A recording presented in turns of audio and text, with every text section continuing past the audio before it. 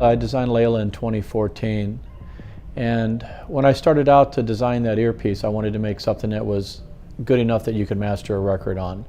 Not with any hyped bottom, any hyped high frequencies. It was just basically straight through plumbing.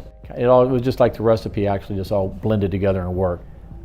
The main reason I wanted to do a new universal Layla is, first of all, people have been asking for it for a long time. You know, that we haven't made one in quite a while.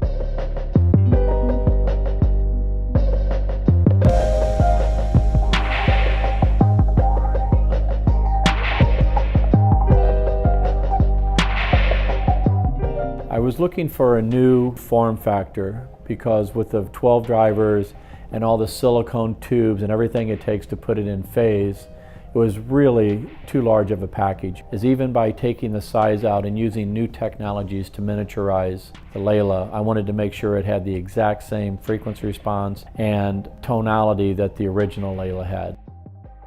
In order to make the Layla Universal smaller, we had to obviously use 3D printing and very high resolution SLA printers to make this happen. So I tasked the 3D department and my production team to start designing a chassis, and it's called a sonic tube chassis. So some of the problems that you have with silicone tubes is that when you try to bend them more than 90 degrees, they start to kink and they start to reduce the flow of the audio. The high frequency tube on the Layla is 40 millimeters long, so that's a lot of tube to fit into a small piece. That's only one of 3 tubes. And the tubes, because that they're not silicone, we can do some really cool routing inside the tube chassis. So it's pretty amazing that we've got all that tube length that small and able to fit into a very, very small shell. Also, we had to do like 10 or 12 revisions to make sure that we were getting the exact same audio response that we were in the original silicone tube Layla.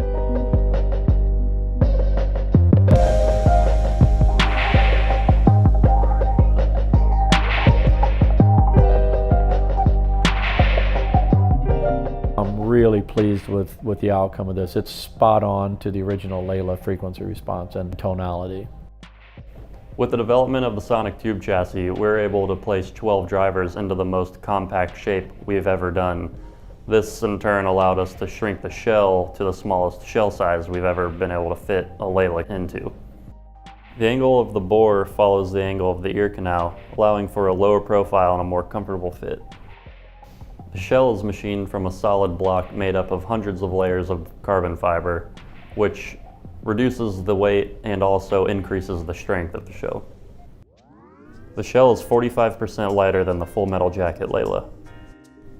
With the development of the sonic tube chassis and the smaller form factor, I think this will be the most accurate and comfortable Layla Universal we've ever made.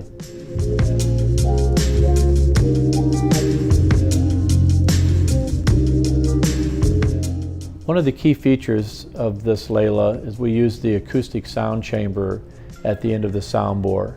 Typically we would always terminate the triple bore at the end. So what we ended up doing was making a sound bore that actually went back a few millimeters, and then we compensated by shortening the tubes and restricting the actual volume of air in front of those tubes. That little bore that we've done on there is not only functional as far as keeping the frequency response correct, but also prolonging use without getting wax and sweat into it. In 2013, we introduced our proprietary 4-pin connector. It revolutionized the industry. It was the first of its kind. And we're now at Layla Aeon, where we're introducing our new 7-pin connector. We worked with a German-made manufacturer to come out with an all-new proprietary 7-pin connector.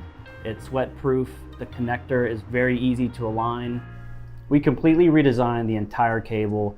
And one of the places we started with was the OCC silver-plated Litz wire. The braiding of the cable is all new. We wanted something that was beautiful, but also the most durable cable we've ever come out with. We also wanted to revisit the base attenuator housing. We wanted to make sure we could slim it down as much as possible, resulting in 43% reduction in size. We redesigned the overmold, and basically what we did is we just made a tighter bend to keep it lower profile and sleeker. With all the reduction in component sizes, we're able to make a very lightweight cable.